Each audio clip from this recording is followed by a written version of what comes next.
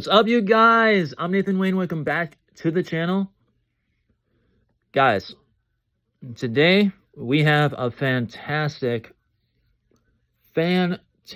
double album to talk about.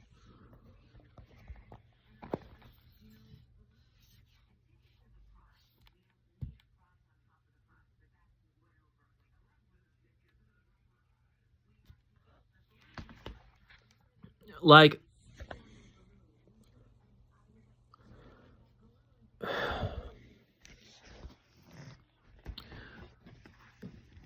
another Taylor album, another review where I'm just need to get the words out because I love album reviews. I love making music, but this is just crazy.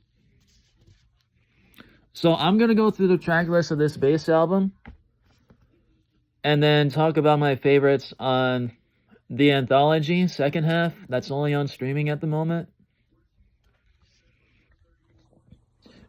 Oh, also, I found this out. I opened up the vinyl.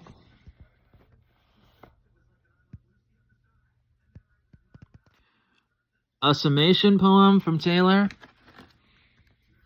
And introductory poem of Stevie Nicks from Fleetwood Mac.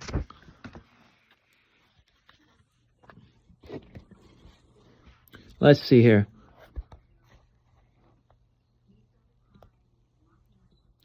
Don't ask questions now. Don't endanger me. Shakespeare, tragedy.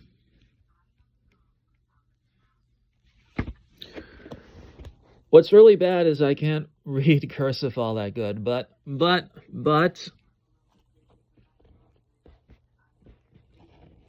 it does set up this whole double album of heartbreak. And the whole thing is like a book that you turn the pages, and you can see all the photos and lyrics. Check this out.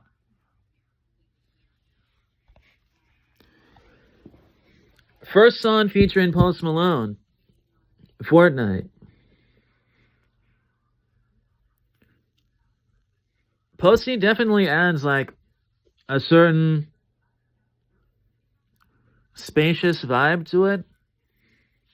I mean, he's been at it for a while now. That type of sound. But on Instagram, Post writes that Taylor is brilliant and it's such an honor to work with her. We know that, dude. We know that. You don't need to tell us anything we don't know about her.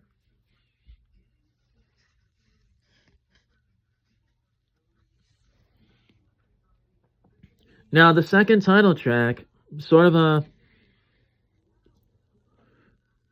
a synthetic pop type of mid-tempo type. Like, you can listen to it through headphones, bob your head a little bit. That's what I did with it.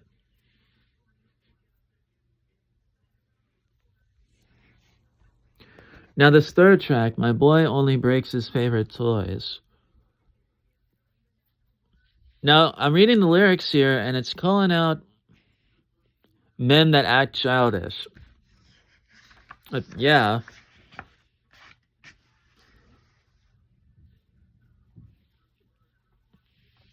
If you act childish, you can't really have the heart of any woman. That's just how it goes. The locational songs on the album, like So Long London, Florida with Florence and the Machine. Those two words, though, Florida, Florence, like, I can see why she chose Florence and the Machine to be on this song. The first parts of the words are the same, and Florence Welch just adds this sort of mysterious, folksy edge to this synth pop boomer of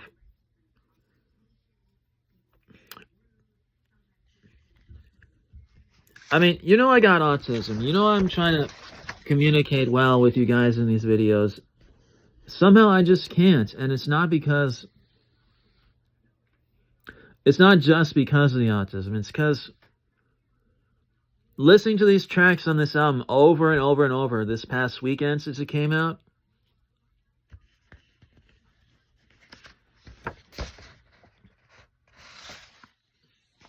I'll tell you right now, one of my favorites is the bonus tracks peppered throughout the CDs that are on the second anthology half. The Albatross, Alchemy. Oh my god. I just remembered the closing track on the first half of the album, Clara Bow. She said, "You look like Taylor Swift.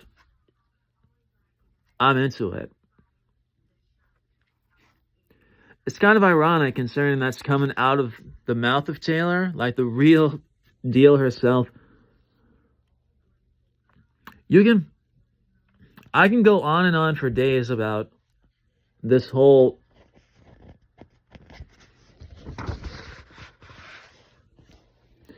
just look at all this imagery in the lyric book of the vinyl.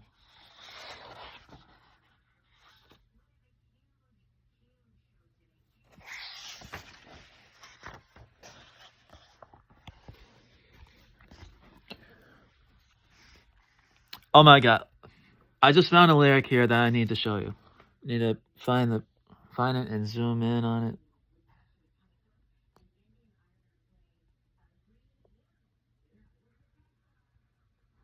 Who's afraid of little old me? You should be. To be honest, I sort of always have been. I mean, this is just the latest example of how she just lyrically and melodically blows minds in her music work.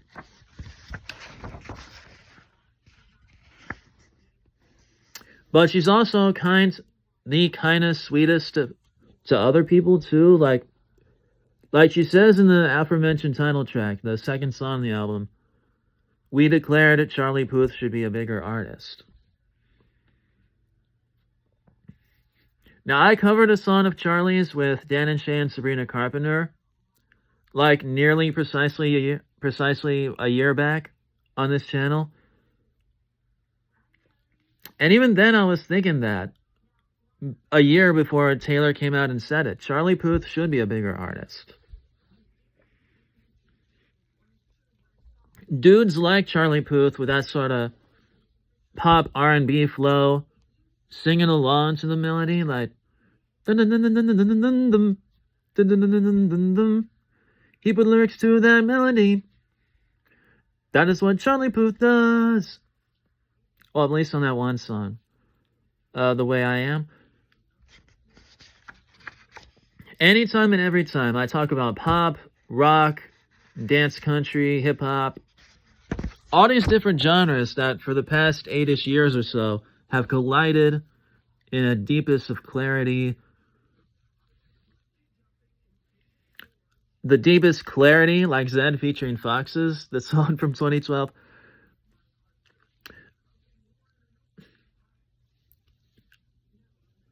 Oh my god. Right here, right now, ladies and gentlemen, I found one of the most chic, sleekest, sheer images of the millennial singing-songwriting queen, not just princess, queen. Look at this.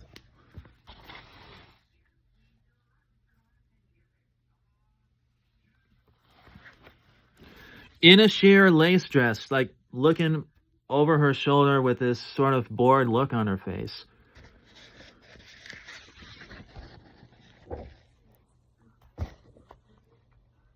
Oh my god, another lyric in Clarabelle right next to that image. "You look like Stevie Nicks in 75, The Hair and Lips." Stevie Nicks is who wrote the intro poem to the album.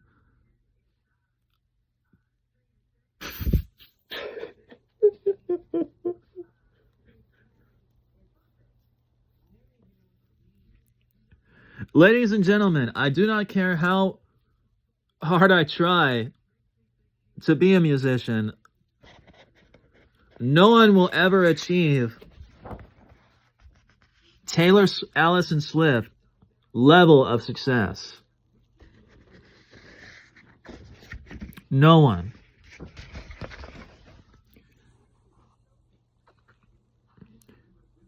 Travis Kelce, NFL Kansas City Chiefs member, dude.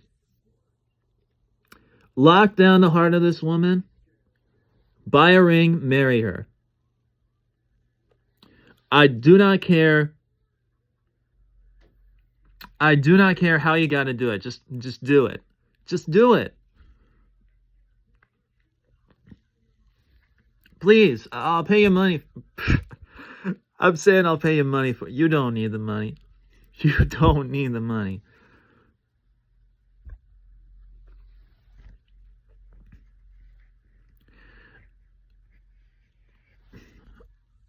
Oh my God. I just found a line in the closing poem of Taylor's. A smirk creeps onto this poet's face because the worst men that I write best. I mean, facts, bruh.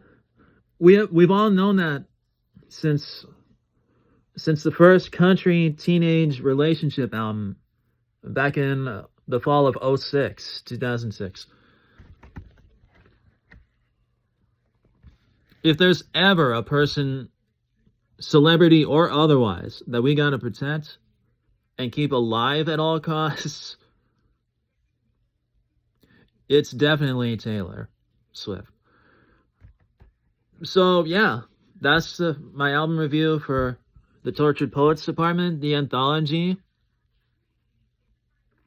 From You're an Absolute Dumb Butt, if you don't know who it's by.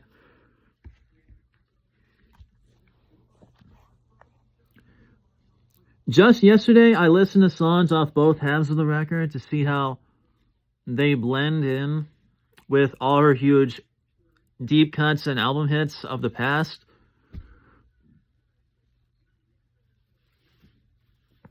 Naming songs off the second half, like Peter and Clara or Sam or Sophia or Marcus. Chloe, not Claire. That's Clara Bow.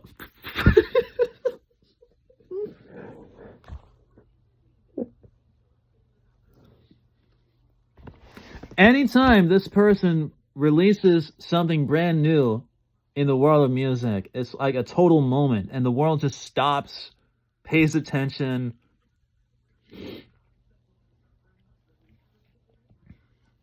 Here's a list of artists that I'm flabbergasted Taylor's not worked with yet. Bon Jovi, Carlos Santana, Sabrina Carpenter, even though she went on tour with her and covered her song exclusive to Spotify.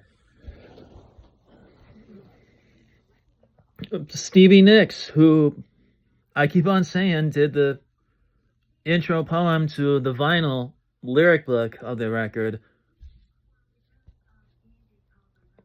Let's see.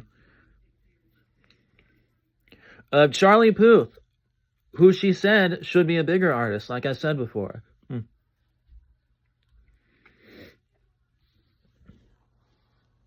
And I'm talking people that she's worked with and she let people know that she knows, but still has not worked on actual recorded out there songs with her yet, but she should. Opening acts from last year: Gail, Gracie Abrams, Haim.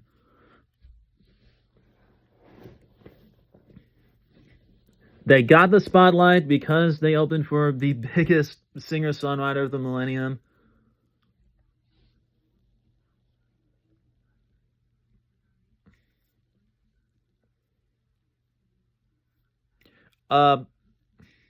Let's see.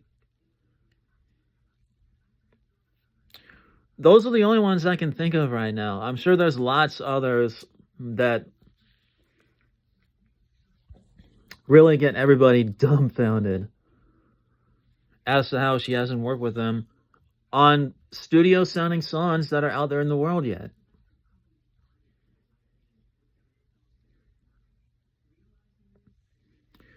So yeah, Taylor Swift, Tortured Poets Department, the anthology, double album review. Even though I only physically have the first half, both vinyl and CD.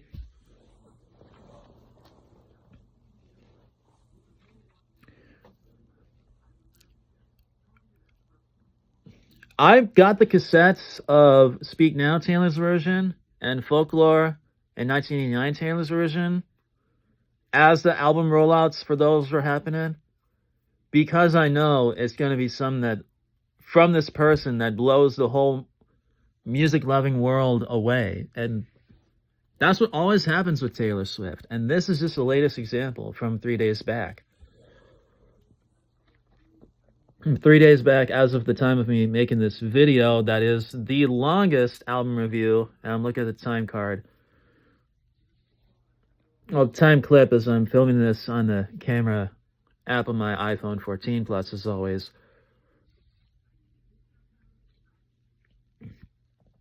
So yeah, Taylor, TTPD from TS. Go stream it, buy it. Just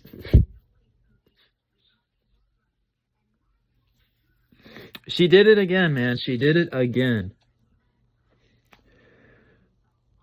Anyway, either original or a cover coming up next. Be sure to like and subscribe. Hit that bell for notifications. See y'all next time. Peace out.